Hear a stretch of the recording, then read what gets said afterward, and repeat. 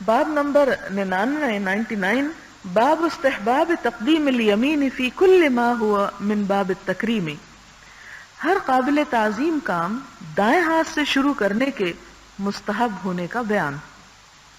کالوضوء والغسل والتیمم ولبس الثوب والنعل والخف والسراویل ودخول المسجد والسواک والاکتحال وتقلیم الاظافر وقص الشارب ونطف الإبط وحلق الرأس والسلام من الصلاة والأكل والشرب والمصافحة واستلام الحجر الأسود والخروج من الخلاء والأخذ والإعطاء وغير ذلك مما هو في معناه.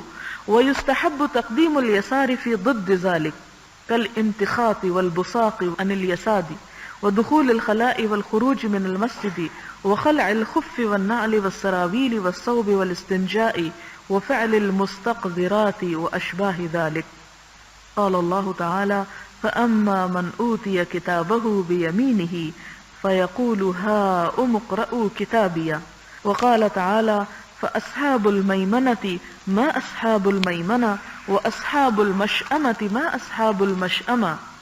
ہر کام دائیں ہاتھ سے کرنا چاہیے اور دائیں طرف سے شروع کرنا چاہیے، اور ہر وہ کام جو نیکی کا کام ہو، اچھائی کا کام ہو، بہتر کام ہو.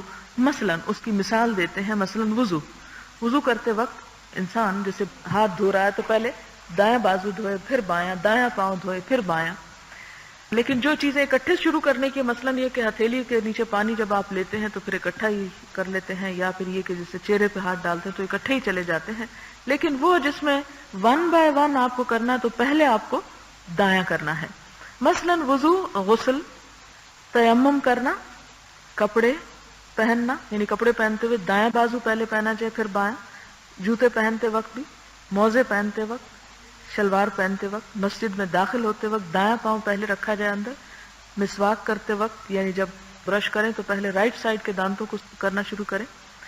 پھر اسی طرح مسواک کرنا، سرما لگانا، ناخن تراشنا، مونچھیں کاٹنا، منہ بغل دور کرنا، سر منڈوانا، نماز میں سلام پھیرنا، کھانا پینا یعنی دائیں ہاتھ سے ہو، مصافحہ کرنا یعنی رائٹ ہینڈ سے سلام ہونا چاہیے، حجر اسود کو بوسہ دینا، بیت الخلاء سے نکلنا، کوئی چیز لینا اور کوئی چیز کسی کو دینا. مثلا آپ اگر کسی کو پانی پکڑا رہے ہیں تو آپ دائیں ہاتھ سے، اور اگر آپ لے رہے ہیں تو بھی دایاں ہاتھ آگے بڑھائیں.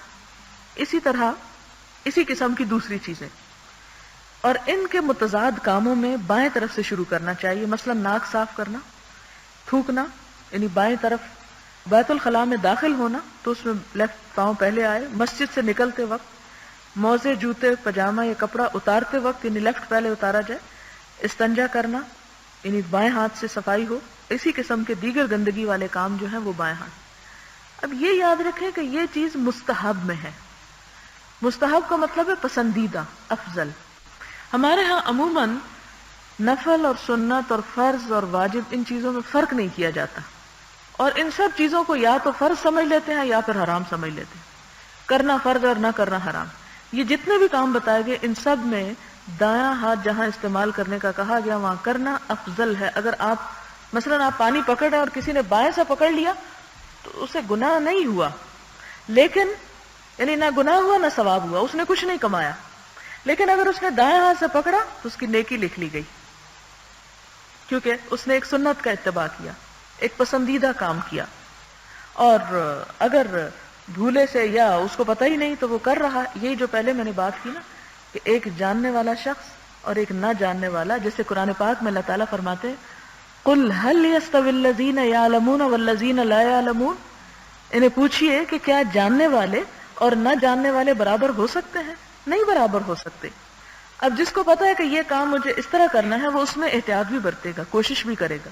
اور یہ کوشش بچپن میں شروع کر دینی چاہیے کہ جب آپ بچے کو کوئی چیز پکڑائیں مثلا اور وہ بایاں ہاتھ بڑھا رہا ہے تو آپ اسے کہہ سکتے ہیں آپ دوسرا ہاتھ آگے کریں، دایاں ہاتھ آگے کریں. یہ نہیں کہ آپ اسے حکم دینے کے انداز میں کریں، بلکہ پیار سے آپ اس کو سمجھا سکتے ہیں. تو اس میں یہ ہے کہ بچپن سے ہی اس کی ایک ٹریننگ ہو جائے گی اور اسے پھر بڑے ہو کر مشکل پیش نہیں آئے گی، اور پھر وہ اس کی ایک عادت ہو جائے گی. اور عادتاً بھی اگر وہ دائیں ہاتھ سے پکڑے گا تو چونکہ آپ نے شعوری طور پر اس کی تربیت کی کہ وہ دایاں پسندیدہ ہے اچھے کاموں میں استعمال کرنا، تو اس پر آپ کو بھی ثواب ہوگا اور اس کو بھی ہوگا. اب دیکھیں کہ دن میں ہم سارا دن لین دین ہی تو کرتے رہتے ہیں, یہی تو سارے کام کرتے ہیں, کبھی ایک کبھی دوسرا کبھی تیسرا. تو ان سارے کاموں میں اگر ہم اس چیز کا تھوڑا سا خیال رکھیں تو یہی کام ہمارے لیے عبادت ہو جائے, یہی کام ہمارے لیے اجر اور ثواب کا سبب بن جائے.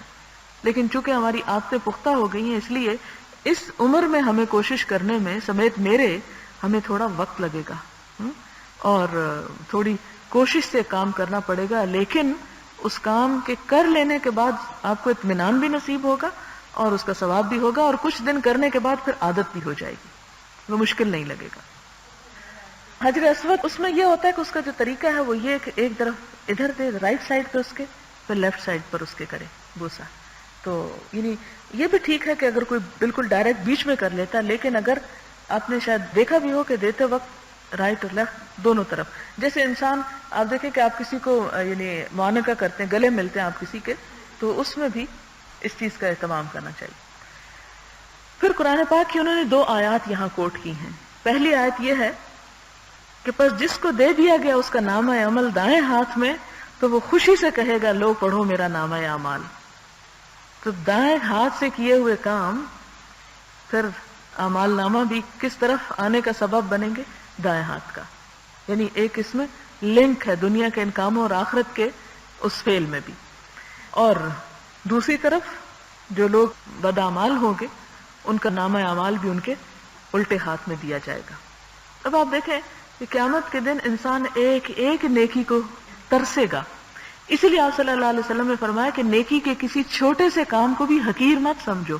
ایک حدیث میں آتا ہے لا تحتقرن من المعروف شیئا ولو ان تلقى اخاك بوجه طلق, کہ تم نیکی کے کسی چھوٹے سے کام کو بھی حقیر نہ جانو, خواہ وہ اتنا ہی ہو کہ کسی سے خوش دلی سے یا ایک کھلے چہرے سے بات کرو. یعنی وجہ طلق لفظ مسکرانے والا چہرہ, ہم اردو میں جب ترجمہ کرتے ہیں تو اس کا ترجمہ کرتے ہیں مسکراتے ہوئے چہرے سے.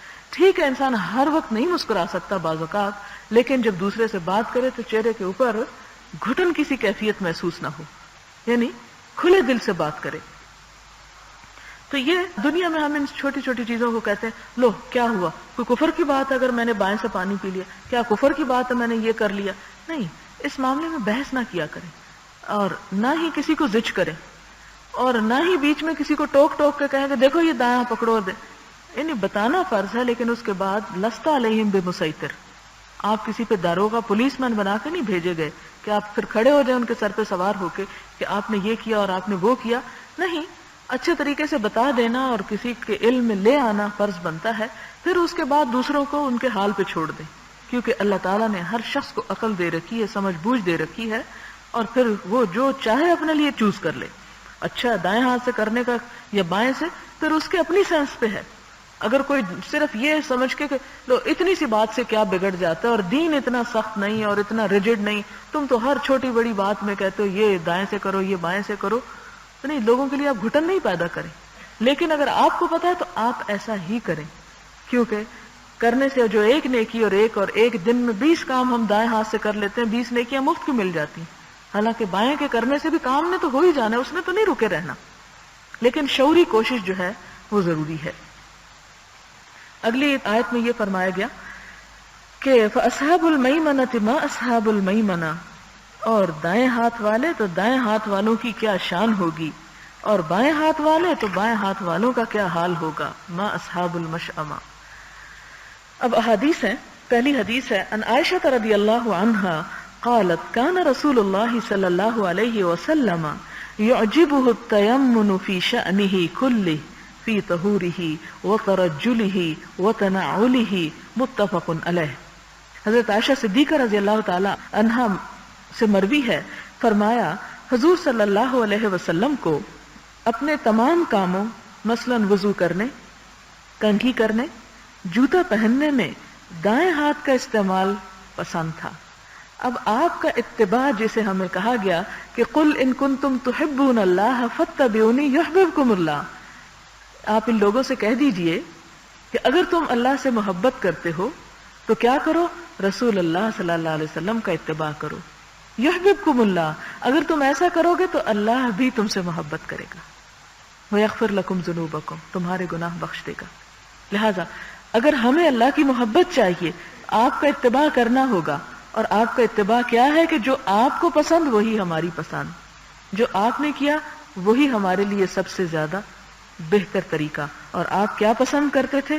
ہر کام میں دایاں ہاتھ استعمال کرنا اور دائیں طرف سے شروع کرنا پسند فرماتے، جس میں فرمایا وضو کرنے، کنگھی کرنے اور جوتا پہننے میں دائیں ہاتھ کا استعمال پسند تھا. اگلی حدیث ہے وَأَنْهَا قَالَتْ كَانَ يَدُ رَسُولِ اللَّهِ صلی اللہ علیہ وسلم الْيُمْنَى لِطُهُورِهِ وَطَعَامِهِ وَكَانَتِ الْيُسْرَى لِخَلَائِهِ وَمَا كَانَ مِنْ أَذًى. حضرت عائشہ سے مروی ہے کہ حضور صلی اللہ علیہ وسلم کا دایاں ہاتھ وضو اور کھانے وغیرہ کے لیے استعمال ہوتا تھا، اور بایاں ہاتھ بیت الخلاء اور اسی قسم کے دوسرے کاموں میں استعمال ہوتا تھا. یعنی یہاں یہ بھی وضاحت کر دی کہ ہر کام سے مراد اچھا برا نہیں، بلکہ اچھے کام دائیں ہاتھ سے، اور جن چیزوں میں نجاست کا احتمال ہے وہ بائیں ہاتھ سے. وَأَنْ أُمِّ عَطِيَّةَ رَضِيَ اللَّهُ عَنْهَا أَنَّ النَّبِيَّ صَلَى اللَّهُ عَلَيْهِ وَسَلَّمَ قال لهن في غسل ابنته زينب رضي الله عنها ابدأن بميامنها ومواضع الوضوء منها متفق علیہ. حضرت ام عطیہ رضی اللہ تعالی عنہا سے مروی ہے کہ حضور صلی اللہ علیہ وسلم نے اپنی صاحبزادی حضرت زینب رضی اللہ تعالی عنہا کے غسل کے وقت عورتوں سے فرمایا دائیں طرف سے اور ان میں سے جو وضو کے مقامات ہیں ان سے شروع کرنا، یعنی مردے کو غسل دیتے وقت بھی اس کا دایاں پہلو جو ہے اور وضو کے اعضاء جو ہیں ان سے ابتدا کرنی چاہیے. وعن ابی ہریرہ رضی اللہ عنہ ان رسول اللہ صلی اللہ علیہ وسلم قال اذا انتعل احدکم فلیبدأ بالیمنى واذا نزع فلیبدأ بالشمال لتکن الیمنى اولہما تنعل وآخرہما تنزع متفق علیہ. حضرت ابو ہریرہ رضی اللہ تعالی عنہ سے مروی ہے کہ حضور صلی اللہ علیہ وسلم نے فرمایا جب تم میں سے کوئی شخص جوتا پہنے تو دائیں پاؤں سے شروع کرے، اور جب اتارے تو بائیں پاؤں سے شروع کرے، تاکہ دائیں پاؤں میں پہلے جوتا پہنا جائے اور آخر میں اس سے جوتا اتارا جائے. یعنی اتارتے وقت بایاں پہلے اور پہنتے وقت دایاں پہلے. وعن حفصة رضی اللہ عنہا ان رسول اللہ صلی اللہ علیہ وسلم كان يجعل يمينه لطعامه وشرابه وثيابه ويجعل يساره لما سوى ذلك رواه ابو داود وغيره. حضرت حفصہ رضی اللہ تعالی عنہا سے مروی ہے کہ حضور صلی اللہ علیہ وسلم اپنا دایاں ہاتھ کھانے پینے اور کپڑے کے لیے استعمال فرماتے اور دیگر کاموں کے لیے یعنی جس میں نجاست انوالو ہو بایاں ہاتھ استعمال کرتے تھے. وعن ابی ہریرہ رضی اللہ عنہ ان رسول اللہ صلی اللہ علیہ وسلم قال اذا لبستم واذا توضأتم فابدأوا بأيامنكم. حدیث صحیح رواہ ابو داود والترمذی باسناد صحیح. حضرت ابو ہریرہ رضی اللہ تعالی عنہ سے مروی ہے کہ حضور صلی اللہ علیہ وسلم نے فرمایا جب تم کپڑے پہنو یا وضو کرو تو اپنی دائیں اطراف سے شروع کیا کرو. یہ حدیث صحیح ہے، اس کو ابو داود اور ترمذی نے صحیح اسناد سے روایت کیا ہے. وعن انس رضی اللہ عنہ ان رسول اللہ صلی اللہ علیہ وسلم اتى منا فاتى الجمرة فرماها ثم اتى منزله بمنا ونحر ثم قال للحلاق خذ واشار الى جانبه الايمن ثم الايسر ثم جعل يعطيه الناس متفق علیہ. حضرت انس رضی اللہ تعالی عنہ سے مروی ہے کہ حضور صلی اللہ علیہ وسلم منا تشریف لے گئے. آپ جمرہ کے پاس گئے اور اسے کنکریاں ماری، پھر منا میں اپنی قیامگاہ پر تشریف لائے، قربانی کا جانور ذبح کیا اور حجام سے فرمایا یہ بال کاٹو، اور دائیں جانب اشارہ فرمایا اور پھر بائیں جانب اشارہ فرمایا، اور پھر لوگوں کو منہ مبارک عطا فرمانے لگے، یعنی اپنے بال آپ نے لوگوں میں تقسیم کیے. ظاہر صحابہ کرام کو آپ سے محبت تھی تو یادگار اور نشانی کے طور پر، کیونکہ حجۃ الوداع کا موقع ایسا تھا کہ جس میں ہر جگہ سے مسلمان آئے تھے، صرف مکہ اور مدینہ کے مسلمان نہ تھے، اطراف و جوانب کے ہر علاقے سے مسلمان موجود تھے. اور ظاہر ہے کہ پھر انہیں یہ بھی فکر تھا کہ شاید اس کے بعد ہم آپ سے نہ مل سکیں. ذرا اتنی بڑی گیدرنگ روز تو ممکن نہ تھی اور پھر ہوئی بھی نہیں. وہی آخری بہت بڑا مسلمانوں کا اجتماع تھا، تو آپ صلی اللہ علیہ وسلم نے اور علاقوں کے آئے ہوئے لوگوں کو پھر اپنے بال عطا کیے ہوں گے تاکہ ان کے ساتھ آپ خود تو نہیں جا سکتے لیکن آپ کی کچھ یادگار چلی جائے. وفي رواية لما رمى الجمرة ونحر نسكه وحلق ناول الحلاق شقه الأيمن فحلقه ثم دعا أبا طلحة الأنصاري رضي الله عنه فأعطاه إياه ثم ناوله الشق الأيسر فقال احلق فحلقه فآتاه أبا طلحة فقال اقسمه بين الناس۔ ایک اور روایت میں آتا ہے کہ جب آپ جمرے کو کنکریاں مار چکے اور قربانی کر چکے تو آپ نے بال کٹوائے، اس طرح کہ پہلے دائیں جانب حجام کے سامنے رکھی اور اس نے اس طرف سے بال کاٹے، پھر آپ نے حضرت ابو طلحہ انصاری کو بلایا اور بال انہیں عطا فرمائے، پھر بائیں جانب حجام کے سامنے کی اور فرمایا اب ان بالوں کو کاٹو۔ اس نے بال کاٹے تو آپ نے وہ بال بھی حضرت ابو طلحہ کو عطا فرمائے اور فرمایا ان کو لوگوں میں تقسیم کر دو، یعنی ایک طرف کے بال حضرت ابو طلحہ کو دیے اور دوسری طرف کے بال باقی تمام لوگوں کو۔ حضرت ابو طلحہ کا واقعہ آپ کو یاد ہے، میں پیچھے سنا چکی ہوں، اور شاید اس سے آپ کو اندازہ ہو کہ انہیں آدھے بال کیوں دے دیے تھے۔ میں یہ واقعہ بہت دفعہ سنا چکی ہوں، اگر یاد ہو۔ اصل بات یہ ہے، ہماری مشکل یہ کہ ہم سیرت کا مطالعہ بہت کم کرتے ہیں، ہم صرف تھیوریٹیکلی اسلام کو پرکھنا چاہتے ہیں اور جاننا اور عمل کرنا چاہتے ہیں اپنی مرضی کے مطابق، حالانکہ اگر سنت کا اور سیرت کا مطالعہ کیا جائے تو پھر جو لطف آتا ہے اسلام پہ عمل کرنے کا وہ کسی اور صورت میں ہے ہی نہیں، کیونکہ پریکٹیکل لائف آپ صلی اللہ علیہ وسلم کے اور آپ کے ساتھیوں کی نظر آتی ہے کہ ہیومن بینگز ہوتے ہوئے انہوں نے کیسے کیسے بہترین کام کیے، پھر انسان کے لیے وہ کام آسان ہو جاتے ہیں۔ انسان کی نیچر ہے، جب وہ دیکھتا ہے کہ دوسرا بھی کر لیتا ہے یا کر رہا ہے تو کہتا ہے میں کیوں پیچھے رہوں، مجھے بھی کر لینا چاہیے۔ لیکن جب انسان دیکھتا ہے کتابوں میں لکھا ہوا ہے اور دل پہ پڑھ پڑھ کے ایک بوجھ پڑنے لگتا ہے اور کہتا ہے ساری دنیا تو کچھ اور کر رہی ہے اور مجھ سے کہا جا رہا ہے میں یہ کروں، تو پھر کبھی نہیں ہوتا، میں مشکل پڑ جاتی۔ تو سیرت عمل کو آسان کر دیتی۔ خدا کے لیے ایک ایک کتاب حضور صلی اللہ علیہ وسلم کی سیرت کی اور صحابہ کرام کی ضرور ایک دفعہ پڑھ ڈالیں، آپ دیکھیں گے آپ میں ڈراسٹک چینج آئے گا آپ کی تھنکنگ میں۔ یعنی قرآن بھی ایک بہت بڑی تبدیلی لاتا ہے انسان کے اندر، احادیث بھی، لیکن وہ جو کہانیاں ہیں قصے، لیکن ان قصوں میں ہم سب کے لیے بڑا سبق ہے۔ قرآن پاک میں اللہ تعالیٰ نہیں فرماتے فَقْصُصِ الْقَصَصَ، آپ ان پہ قصے بیان کیجئے، اور قصوں کے ذریعے کتنی نصیحت کی گئی پرانی قوموں کے۔ حضرت یوسف علیہ السلام کا قصہ آپ دیکھیں کتنی ڈیٹیل میں بیان کیا گیا، ایک ایک سٹیپ۔ یہ سب کس لیے؟ اس لیے کہ اس میں ہمارے عمل کے اور ہماری مشکلات کے حل کی بڑی گتھیاں سلجھتی ہوئی نظر آتی ہیں۔ ابھی بھی نہیں یاد آیا قصہ؟ حضرت ابو طلحہ انصاری کا باغ تھا جس کا نام تھا بیروہا، یاد آ گیا؟ بیروہا باغ تھا، اس میں 600 کھجور کے درخت تھے۔ جب یہ آیت نازل ہوئی لن تنالوا البر حتى تنفقوا مما تحبون، کہ ہرگز تم نیکی کو نہیں پا سکتے جب تک وہ خرچ نہ کرو جس سے محبت کرتے ہو۔ تو وہ حضور صلی اللہ علیہ وسلم کے پاس اور کہنا کہ اے اللہ کے رسول صلی اللہ علیہ وسلم ان احب اموالی الی بیروحا، یا رسول اللہ صلی اللہ علیہ وسلم میرے مال میں مجھے سب سے زیادہ عزیز چیز جو ہے وہ بیرہا ہے، یعنی بیرہا کا باغ ہے جس میں کنواں بھی تھا، اور اس کنویں سے آپ صلی اللہ علیہ وسلم میٹھا پانی منگوایا کرتے تھے۔ آپ اس باغ میں جاتے تھے اور وہاں بیٹھا کرتے تھے اور اس کی کھجوریں اور وہ پانی پیا کرتے تھے۔ جب آپ صلی اللہ علیہ وسلم کے پاس وہ لے کر آئے، کہا اپنا ہاتھ لائیے، اور وہ ہاتھ سے مراد ظاہر باغ اٹھا کے تو نہیں لا سکتے تھے، اپنا آپ لائے، کہتے اپنا ہاتھ بڑھائیے میں آپ کو دینا چاہتا ہوں، یعنی آپ کے ہاتھ پہ ہاتھ رکھ کے وعدہ کرتا ہوں کہ یہ اب آپ اسے جیسے چاہیں استعمال کریں۔ تو پھر آپ صلی اللہ علیہ وسلم نے فرمایا کہ جاؤ اور اسے اپنے رشتہ داروں میں تقسیم کر دو، اسے اپنے رشتہ داروں کو دے دو۔ اور انہوں نے اپنے رشتہ داروں میں اس باغ کو تقسیم کیا، اور حسان بن ثابت اور ابی ابن کعب تھے شاید جن کو یہ دیا گیا، جو ایک ان کے رشتے میں 5ویں دادا سے جا کے ملتے تھے رشتہ۔ ذرا رشتے دیکھیں، ہم تو اپنے فرسٹ کزن کو پہچانتے نہیں، اور ایک 7ویں پشت پر، ایک 5ویں پشت پر رشتہ دار تھا اور ایک 7ویں پشت پر۔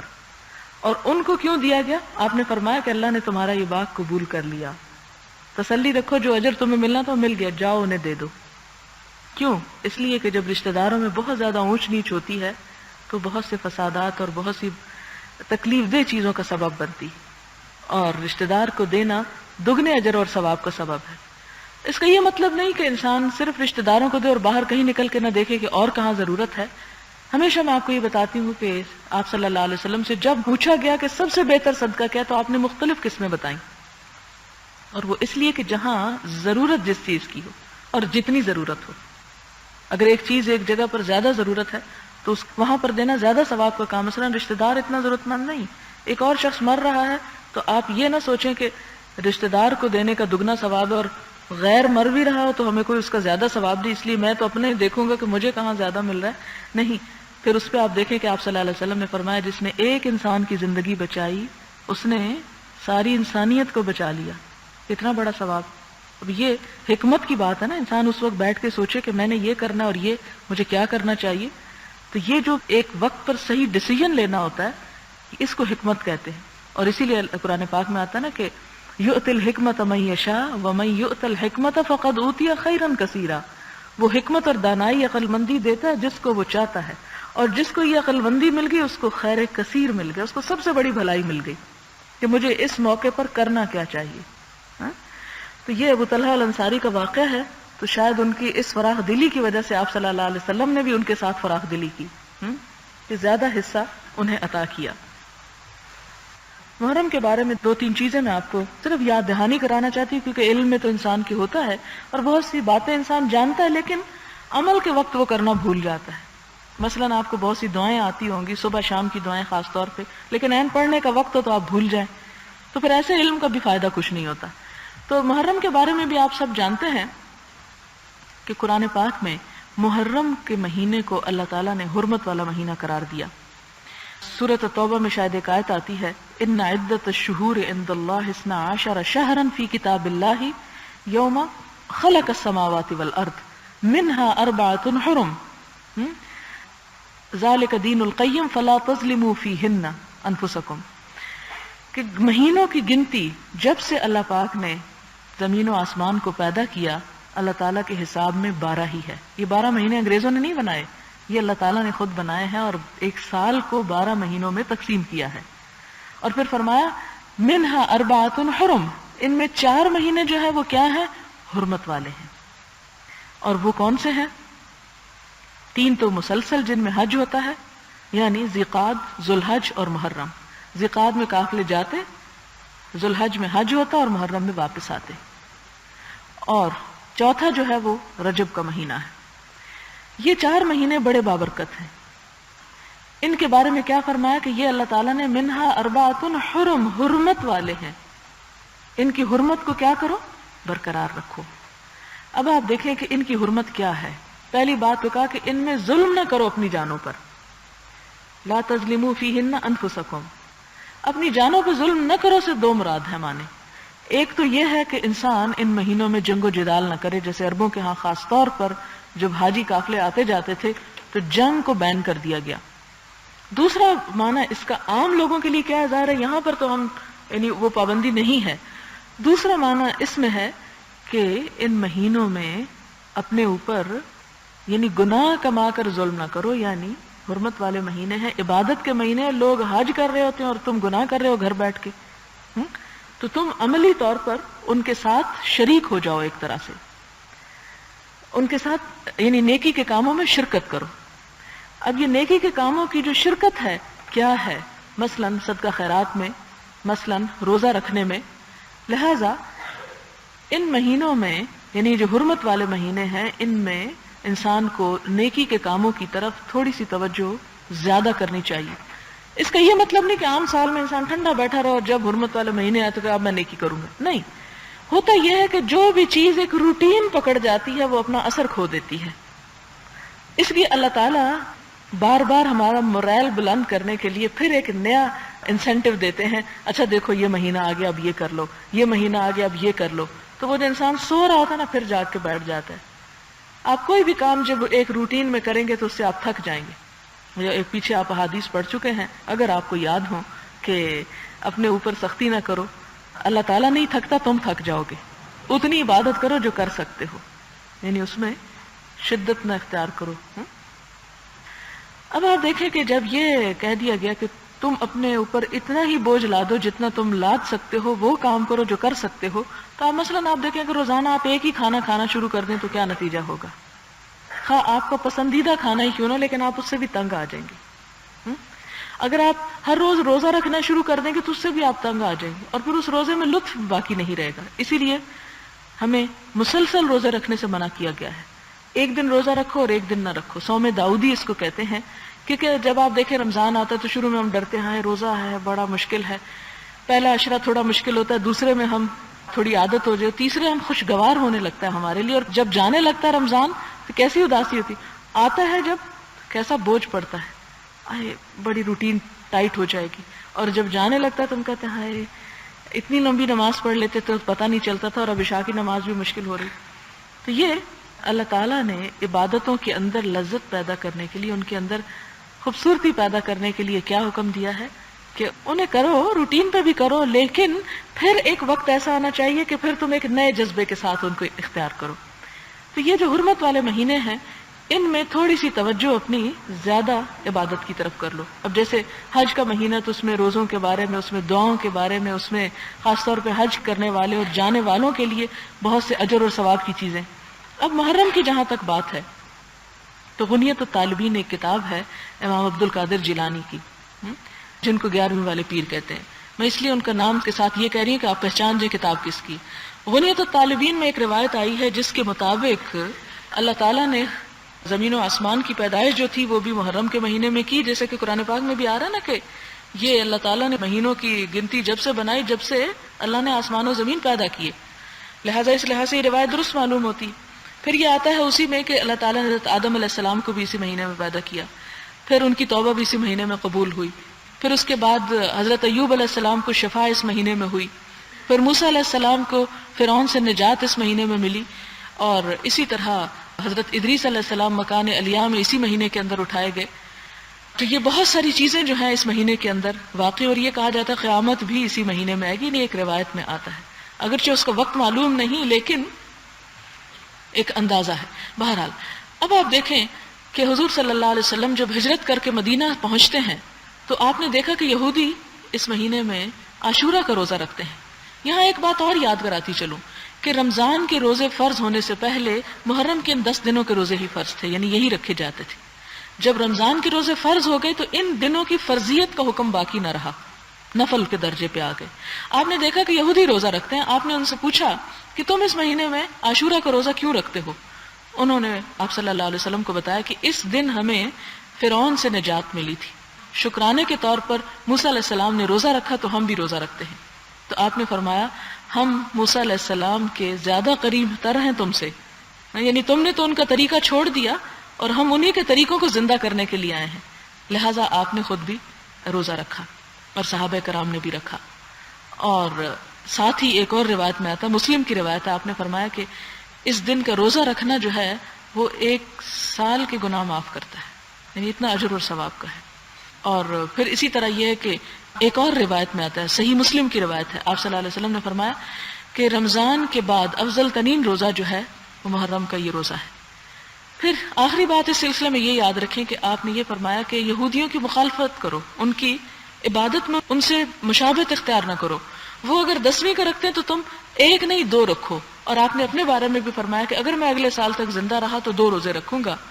اور مسند احمد کی روایت میں آتا ہے کہ آپ نے کیا فرمایا کہ تم یا 1 دن پہلے رکھ لو یا 1 دن بعد میں رکھ لو، یعنی 9ویں 10ویں کا بھی رکھا جا سکتا ہے، اور اگر کسی وجہ سے 9ویں کا نہیں رکھا تو 10ویں 11ویں کا بھی رکھا جا سکتا ہے۔ اور اگر 2 دن کی ہمت نہیں تو اس چکر میں کہ 2 نہیں رکھ سکیں گے 1 بھی نہیں رکھتے، کوشش کریں کہ 10 محرم کا روزہ جو ہے وہ رکھ لیں، کیونکہ بہت ہی اجر و ثواب اور برکت کا سبب ہے۔